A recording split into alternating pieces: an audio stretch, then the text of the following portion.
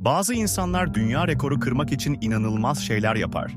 Ve bazıları sadece öpüşmeyi seçer. Kimisi suyun altında inanılmaz bir süre nefesini tutar, kimisi ise bir araba plakasına milyonlarca dolar harcar. Peki, bunların mantığı var mı? Gelin birlikte inceleyelim. Birinci rekor, en uzun öpücük. 2013 yılında bir Taylandlı çift, kesintisiz 58 saat 35 dakika 58 saniye boyunca öpüşerek dünya rekoru kırdı. Evet arkadaşlar, tam 2 gün 10 saat boyunca durmadan öpüştüler. Bu süre boyunca ne yaptılar? Yemek yerken nasıl başardılar? Su içmeye vakitleri oldu mu? Peki ya sıkıldılar mı? Belki de rekorun sonunda konuşmak yerine birbirlerine mesaj atmayı tercih ettiler. Yeter artık, biraz nefes alalım diye düşündüler. Kim bilir? İkinci rekor, suyun altında en uzun süre nefes tutma. Hırvatistanlı Budimir Šobat, tam 24 dakika 37 saniye boyunca suyun altında nefesini tutarak dünya rekoru kırdı. Acaba bu sırada ne düşündü? İyi, telefonum suya düştü, onu bulmadan çıkmak yok. Normal insanlar havuzda 30 saniye nefesini tutunca gurur duyar. Ama bu adam tam 24 dakika 37 saniye bekledi. Oksijenle kavga mı etmişti? Belki de bu rekor sonrası kendisini okyanusun yeni kralı ilan ettiler. Üçüncü rekor, dünyanın en pahalı araç plakası. Bir iş insanı bir numaralı plaka için tam 14 milyon dolar harcadı. Evet, yanlış duymadınız. Bir arabaya değil, sadece plakaya. Bu adam plakayı altından mı yaptırdı? Yoksa plaka konuşuyor mu? Ben senin arabanım, hadi sür beni diye mi fısıldıyor? Eğer birisi bu plakaya yanlışlıkla çizik atarsa, sahibi muhtemelen onu mahkemeye verip 1 milyon dolar tazminat ister. Dördüncü rekor, en uzun süre bir bardak suyu elde tutma. Bu adam sadece bir bardak su içmek istedi. Ama elinde tuttuğunu 19 saat boyunca unuttu. Tüm gün boyunca bir bardak suyla yaşadı ve tarihe geçti. Sonunda o suyu içti mi, içmedi mi, kim bilir? Beşinci rekor, bir çay kaşığını 48 saat boyunca başının üstünde tutan adam. Bazı insanlar telepati güçleriyle nesneleri hareket ettirebildiklerini iddia eder. Peki ya bu adam?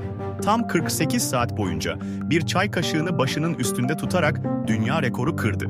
Yerçekimine meydan mı okuyor? Yoksa sadece aşırı yapışkan bir alnı mı var?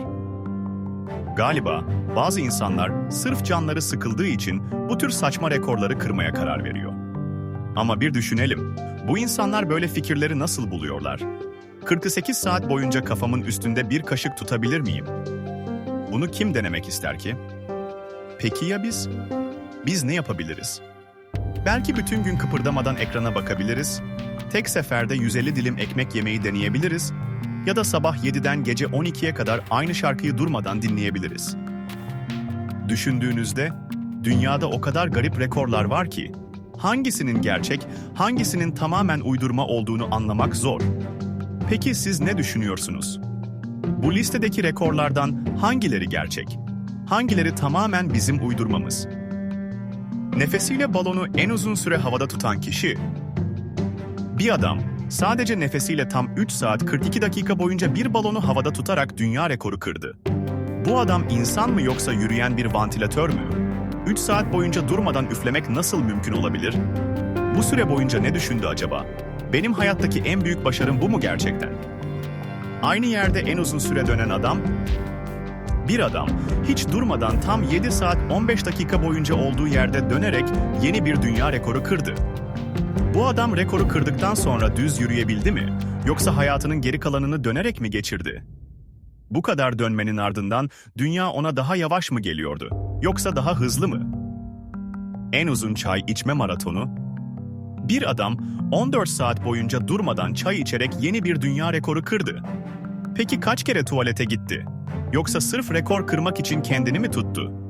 14 saat boyunca çay içtikten sonra kanı çaya mı dönüştü? Yoksa normal olarak kaldı mı? Bu rekorlardan size en garip geleni hangisiydi? Siz hangi absürt rekoru kırmak isterdiniz? Yorumlara yazın. Belki gelecekteki videolarımızda sizin önerdiğiniz absürt rekorları da deneriz. Kim bilir? O yüzden yorumlarda fikirlerinizi paylaşın. Belki bir gün sizin fikriniz de dünya rekorları arasına girer. Eğer bu tarz eğlenceli ve komik rekorları kaçırmak istemiyorsanız kanalımıza abone olun ve bildirimleri açın.